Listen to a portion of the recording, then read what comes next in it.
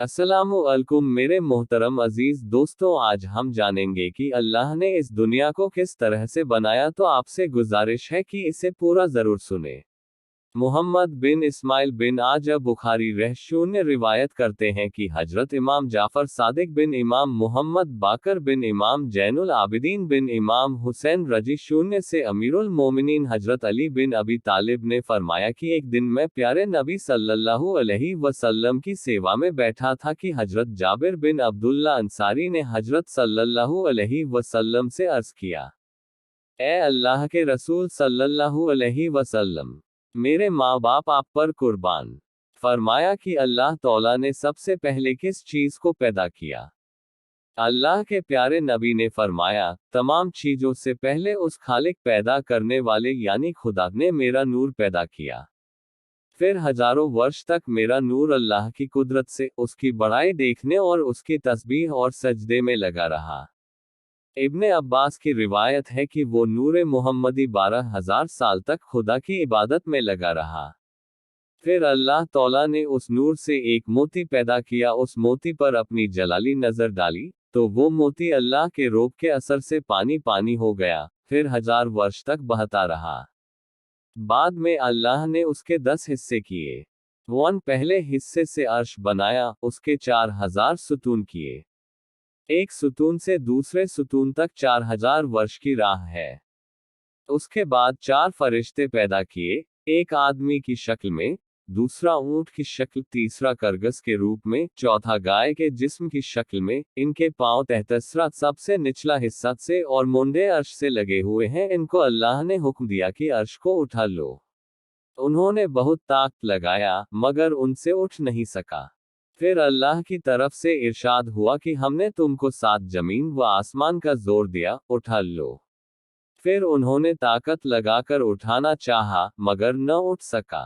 इसके बाद हुक्म हुआ कि यह तस्बीह पढ़कर उठा लो, सुभान जिल मुल्की वल मलकुती, सुभान जिल इज्जती वल अजमती वल हैबती वल कुदरती कल कमाली वल जमाली वल किब्रियाए वल जबरूती, सुभानल मलिकिल हयल लजीला यनामू वला यमूतु सुब्बुहुन कुद्दुसून रब्बुना व रब्बुल मलाइकती व रूह। जब फरिश्तों ने ये तस्बीह पढ़ी, अल्लाह की कुदरत से अर्श उठा लिया। दूसरे हिस्से से कलम बनाया। उसकी लंबाई 500 साल राह की और चौड़ाई 40 साल राह की है। तीसरे हिस्से से लोहे महफूज हिफाजत की हुई तख्ती बनाया। उसकी ऊंचाई 100 साल की और चौड़ाई 100 साल की है।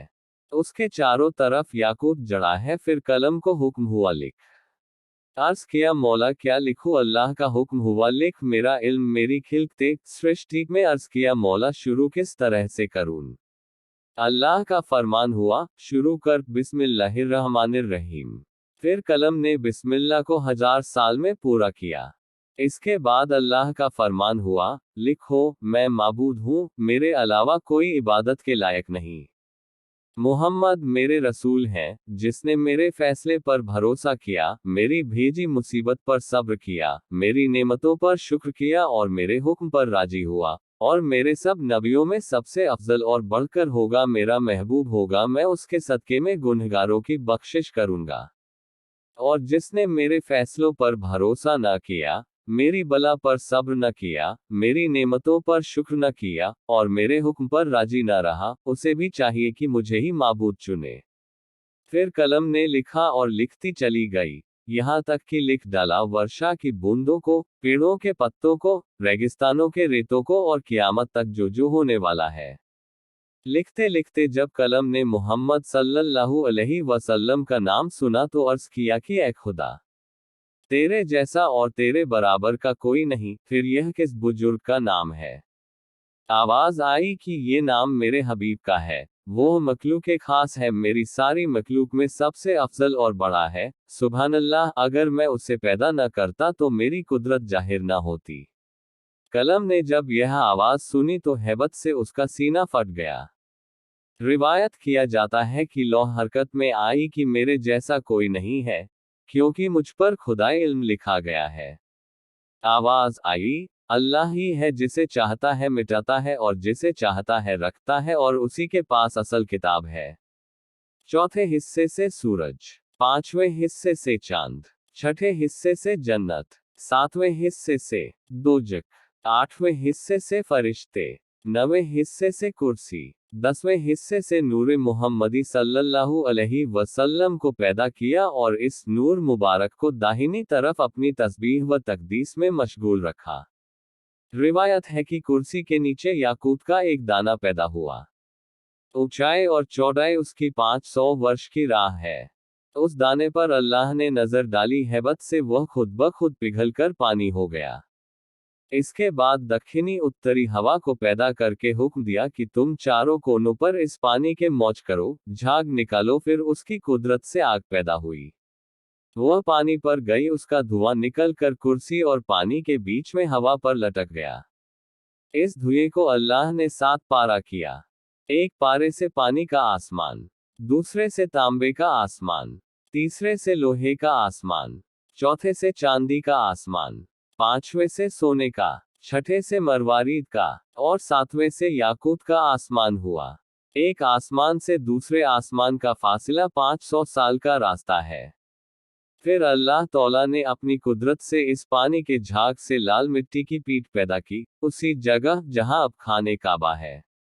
अल्लाह ने अपनी कुदरत से फरिश्तों को पैदा किया। उसके बाद हजरत जिब्रील, मीकाइल, इसराफील और इज़राइल अलैहिमुस्सलाम को हुक्म हुआ कि चारों कोने इस मिट्टी को फैला दो। इसके फैलाने से यह जमीन पैदा हुई। रिवायत है कि एक दिन अब्दुल्ला बिन सलाम ने हजरत रसूल खुदा सल्लल्लाहु अलैहि वसल्लम से अर्ज किया, ए अल्लाह के रसूल, जमीन को किस चीज से करार है? फरमाया, काफ पहाड़ से जमीन और आसान की हरियाली इसी का साया है। काफ पहाड़ की ऊंचाई 500 वर्ष की राह है और काफ पहाड़ के उस पार 7 जमीनें मुश्क की, 7 काफूर की और 7 चांदी की है। 70,000 अलम झंडे हैं, हर अलम के नीचे 70,000 फरिश्ते हैं। रिवायत करने वाले ने फिर अर्ज किया, ए अल्लाह के प्यारे रसूल, इसके बाद क्या है? फरमाया, एक अजगर है, उसकी लंबाई 2000 साल राह की है। फरमाया कि 7वीं जमीन पर फरिश्ते, 6ठी जमीन पर शैतान और उसकी औलाद और 5वीं जमीन पर देव और 4थी पर सांप और 3री पर जानवर तकलीफ पहुंचाने वाले और दूसरी पर परियां और पहली जमीन पर सब आदमी है। और 7वें आसमान के नीचे एक गाय है, उसके 4000 सींग है। एक सींग से दूसरे सींग तक 500 साल राह की दूरी है। और यह 7 मोहरा तबके जमीन के उसके सींगों के दरमियान है और वह गाय खड़ी है एक मछली के पुष्ट पर और यह मछली पानी पर है। उस पानी की गहराई 40 साल की राह है। और वह पानी हवा पर लटका हुआ है, हवा अंधेरे पर है, अंधेरा दोजख पर है, दोजख आसमान के एक पत्थर पर है, पत्थर फरिश्ते के सर पर है, फरिश्ता हवा पर है, हवा अल्लाह की कुदरत से लटकी हुई है और उसकी कुदरत बहुत ज्यादा है। अब्दुल्ला बिन अब्बास फरमाते हैं कि तहतसरा नाम ताज़ा गुलाब का है, जो 7वीं जमीन के नीचे है और उसके नीचे दोजख है। उसमें एक फरिश्तों का सरदार है, उसका नाम मालिक है।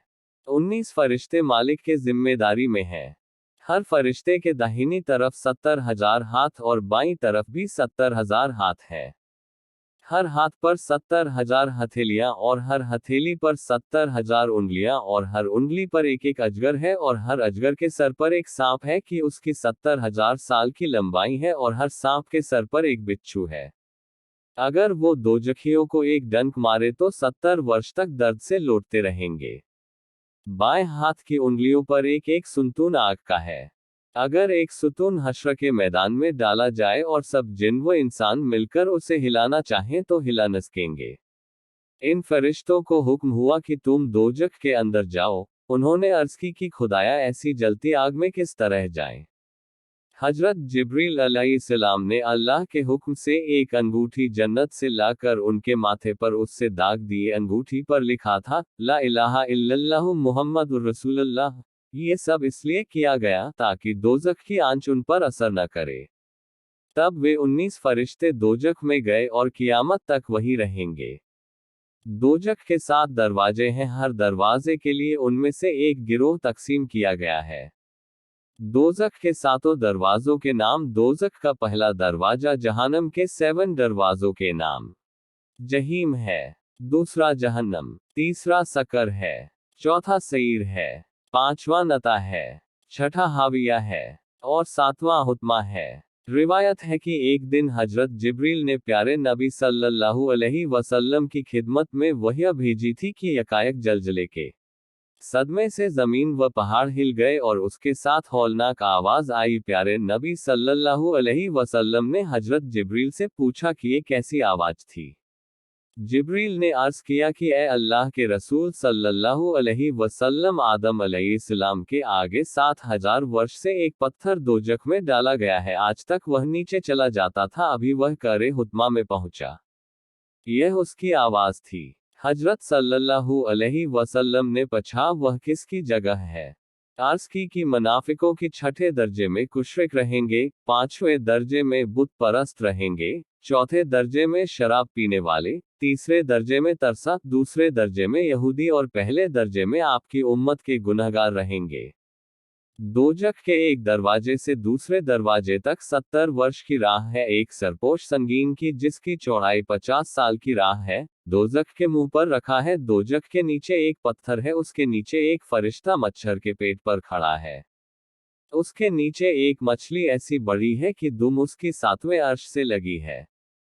और एक गाय फिरदौस की 70,000 उसके सींग है और जमीन में गड़े हैं, उस मछली के पेट पर खड़ी है। अगर वह हिले डुले तो तमाम दुनिया तहस नहस हो जाए।